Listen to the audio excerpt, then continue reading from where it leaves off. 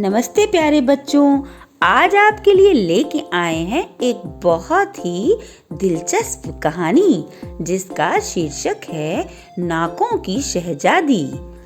इसको लिखा है मीरा गणपति ने, चित्र बनाए हैं नैन्सी राज ने और अनुवाद किया है स्वागता सेन पिल्लई ने। प्रकाशक हैं प्रथम बुक्स। ज़हरा की दादी माँ की नाक आम नाकों से जरा अलग है। उसमें ऐसी ऐसी खुशबुएं पकड़ी जाती हैं जिनकी भनक किसी को नहीं होती। ज़हरा भी अपनी नाक को उसी तरह खास बनाना चाहती है। सो दादी माँ के साथ वो निकल पड़ती है इत्र की खुशबू में सने हुए बहुत पुराने समय की ओर। तो आइए आपको भी ले चलते हैं बहुत पुराने समय की ओर। ज़हरा की दादी माँ की नाक कुछ ज्यादा ही बड़ी थी। सच में देखने लायक सुंदर चीज। न केवल वह बड़ी थी बल्कि उस पर एक बड़ा सा मस्सा भी था। शायद इसलिए ताकि वो कभी किसी की नजर से छुपी ना रहे। ज़हरा की अपनी नाक उसके सामने कुछ नहीं। दादी माँ, आपकी नाक इतनी बड़ी क्यों है? दादी माँ के खिलखिलाने से पहले उनकी नाक जरा थरथरा उठती है। अरे ज़हरा, मेरी नाक तो लाखों में एक है। उसमें ऐसी ऐसी खुशबू पकड़ी जाती है जो तुम सोच भी नहीं सकती। सुनकर अविश्वास से ज़हरा की आंखें बड़ी बड़ी गोल गोल सी हो गईं। जैसे कि अभी मैं हवा की खुशबू से बता सकती हूँ। दादी माँ आंखें बंद करती हैं। उनकी नाक और छाती फूल जाती है। नथुने बड़े हो जाते हैं। तुम्हारी अम्मा दोपहर के खाने में बिरयानी बनाने वाली हैं। पड़ोस वाली ने बालों के लिए मेहंदी पीसी है और बिल्ली ने अभी अभी खुद को हल्का किया है।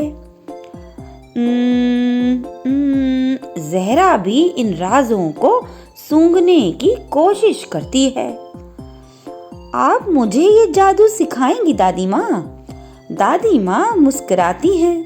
जब मैं छोटी थी मेरी नाक को सूंघने की आदत पड़ी थी मेरे पिताजी की इत्र की पुरानी दुकान पर।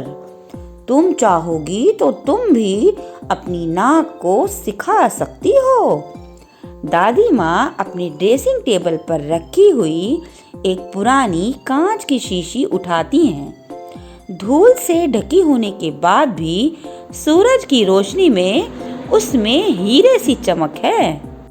ये पुरानी दिल्ली की सबसे पुरानी दुकानों में से एक दुकान की है जहाँ जवाहरात के साथ इत्र के शौकीन लोगों को इत्र बेचे जाते हैं। दादी माँ ने फुसफुसा कर कहा, एक सांस लो और देखो तुम्हारी नाक तुम्हें कहाँ ले जाती है। दादी माँ शीशी का ढक्कन खोलकर ज़हरा के नाक के पास ले आती हैं। ज़हरा के सांस लेते ही उसकी नाक में धूल चली जाती है और अच्छू, आराम से थोड़ा वक्त लो और कल्पना करो। ज़हरा एक धीमी और गहरी सांस लेती है। जब वह आंखें बंद करती है उसकी नाक फूल उठती है, नथुने चौड़े हो जाते हैं और छाती फूल जाती है, बिल्कुल दादी माँ की तरह। और यूं ही उसे प्यारी ताजे फूलों की खुशबू आती है। उन फूलों से उसे कई त्योहार और बगीचे याद आते हैं। जब ज़हरा ने आंखें खोली वो एक बागीचे में थी। मीलों तक वहां क्यारियों में गुलाब के अलावा कुछ नहीं था। मुंबई की दोपहर कहीं खो गई थी। अभी तो सूर्योदय का समय था और कुछ लोग बगीचे में गुलाब तोड़ रहे थे। तुमने जो सूंघा वो रूहे गुलाब है, कन्नौज के बगीचे के गुलाब से बनी हुई सुगंध, दादी माँ बताती हैं। दादी माँ और जहरा चुपके से एक ईंटों से बने हुए पुराने कारखाने तक फूल तोड़ने वालों का पीछा करते हैं। फूल वाले ईंट के भट्टे पर रखे हुए एक बड़े से तांबे के पतीले में गुलाब की पंखुड़ियों को उड़ेल देते हैं। दादी माँ और जहरा हैरानी से इत्र को तैयार होते हुए और नाजुक सी कांच की शीशियों में भरे जाते हुए देखते हैं। क्या रूहे गुलाब ही बनता है यहाँ दादी माँ? जहरा उत्सुकता से पूछती है। दादी माँ अपने कुर्ते के तह से एक और छोटी शीशी निकालती हैं और जहरा आंखें बंद करती हुई नाक को पूरी तरह खोलकर नथनों को फुलाकर सीने में दम भरती हुई लंबी सांस लेती है। इस इत्र से उसे पहली बरसात में उठने वाली मिट्टी की खुशबू याद आती है।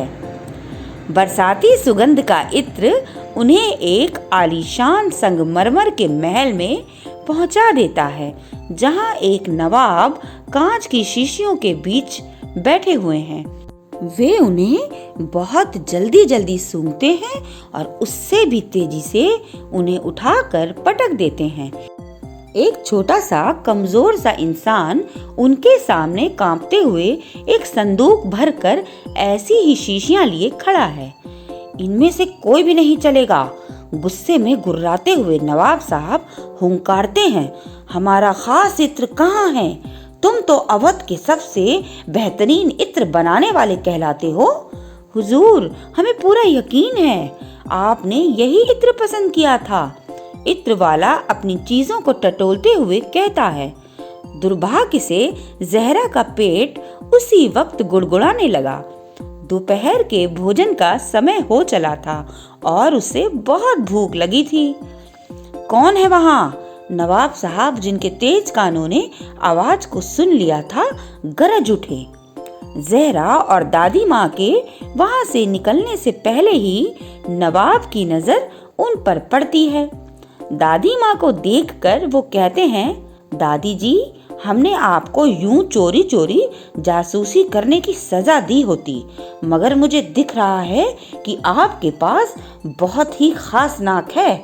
इधर आकर जरा हमारे लिए एक खुशबू चुनिए। दादी जी अपनी पुरानी शीशी को इत्र वाले की शीशियों के बीच डाल देती हैं। फिर उसी को उठाने का बहाना करके नाटकीय तरीके से उसे सूंघती हैं। ऐसा लगता है जैसे उनकी नाक सुगंध से गरारे कर रही हो। हो हा हा और नवाब को एक शीशी पकड़ाती हैं। जब तक नवाब साहब शीशी को सूंघते हैं, इत्र वाला, दादी माँ और जहरा बेसब्री से इंतजार करते हैं। यही तो चाहिए था मुझे। क्या है ये? नवाब साहब हक बकाए हुए इत्र वाले की ओर देखते हैं। रूहे गुलाब, कन्नौज के गुलाबों की जान, इसी को इत्र वाले ने आपके लिए चुना है। दादी माँ ने उसके बचाव में आते हुए कहा। तभी उन्हें दूर से एक गुड़गुड़ाहट सुनाई देती है।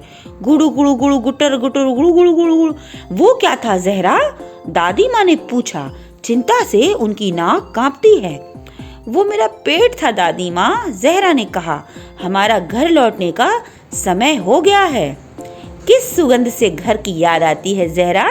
दादी माँ ने उससे पूछा। बिना एक पल सोचे भूखी जहरा कहती है, बिरयानी से। मेरे पास आप लोगों को देने के लिए अवध की सबसे स्वादिष्ट बिरयानी है। खानसामा, इस बड़ी नाक वाली दादी माँ और इस अजीब छोटे इंसान को थोड़ी बिरयानी लाकर दी जाए। नवाब ने अपने रसोइये को हुक्म दिया। दादी माँ ने चुपके से एक तांबे की डिबिया को खोला, जिसमें बस एक चम्मच खुशबूदार बिरयानी थी। दोनों अपनी आंखें बंद करती हैं, नथुने फूलते हैं और लंबी सांस लेने से छाती भी फूल जाती है। दोनों मिलकर लंबी सांस लेते हैं